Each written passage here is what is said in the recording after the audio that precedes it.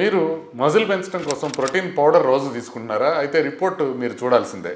Consumer reports అనే ఒక సంస్థ యుఎస్లో అవైలబుల్ ఉన్న 23 ప్రోటీన్ పౌడర్స్ని టెస్ట్ చేసి దాంట్లో మోర్ దెన్ 2/3 వాటిల్లో లెడ్ కంటెంట్ పర్మిసిబుల్ లిమిట్స్ కన్నా ఎక్కువ ఉన్నాయి అనేది తేల్చిందనమాట.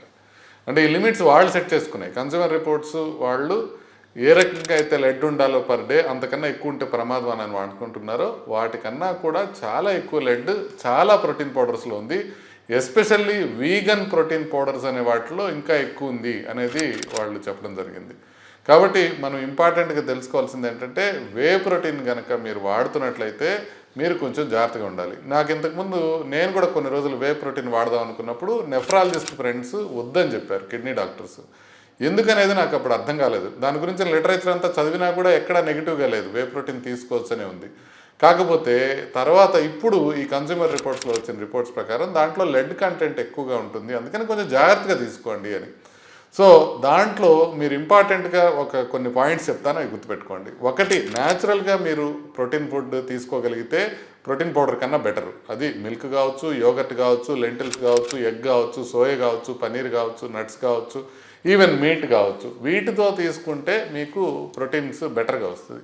సో వే ప్రోటీన్ తీసుకునేటట్లయితే రోజు తీసుకోకండి, అక్కడక్కడ గ్యాప్స్ ఇస్తా తీసుకోండి. ఒకవేళ వే ప్రోటీన్ తీసుకున్నట్లయితే హైడ్రేషన్ మెయింటైన్ చేయాలి, అది జాగ్రత్తగా ఉండాలి. సంవత్సరాల తరబడి ఒకటే వే పౌడర్ తీసుకోవడం అనేది మంచిది కాదు. తర్వాత ఏంటంటే ఎవరన్నా టెస్ట్ చేస్తున్నారా అంటే, ఇప్పుడు ఈ కన్జ్యూమర్ రిపోర్ట్స్ వాళ్ళు ఇచ్చిన డేటా మీకు ఇస్తాను. దాంట్లో కొన్ని సేఫ్గా ఉన్నాయి, మనకి ఇండియాలో కూడా అవైలబుల్ ఉండేవి. ఆ వెబ్సైట్ మీరు చూసినట్లయితే వాళ్ళు సేఫ్టీ ఉన్నదే, దాని ప్రకారం మీరు తీసుకోవచ్చు. మోడరేట్ పోర్షన్స్ తీసుకోండి, అంటే ఒక్క సర్వింగ్ అంటే 20 to 30 grams ప్రోటీన్ ఉండేటట్టు తీసుకోండి. మరీ ఎక్కువ 2-3 స్కూప్స్ తీసుకోబాకండి. ఐసోలేట్ తీసుకోండి, వే ఐసోలేట్, వే కాన్సన్ట్రేట్ కన్నా. ఎవరికైతే లాక్టోజ్ ఇంటాలరెన్స్ ఉంటుందో వాళ్ళకి ఐసోలేట్ బెటర్ అనేది ఇంపార్టెంట్. దీంతో పాటుగా షుగరీ అడిటివ్స్ ఉండే డ్రింక్స్లో వాటిని కలపకాకండి. ఎక్సర్సైజ్ చేయకపోతే తీసుకోబాకండి.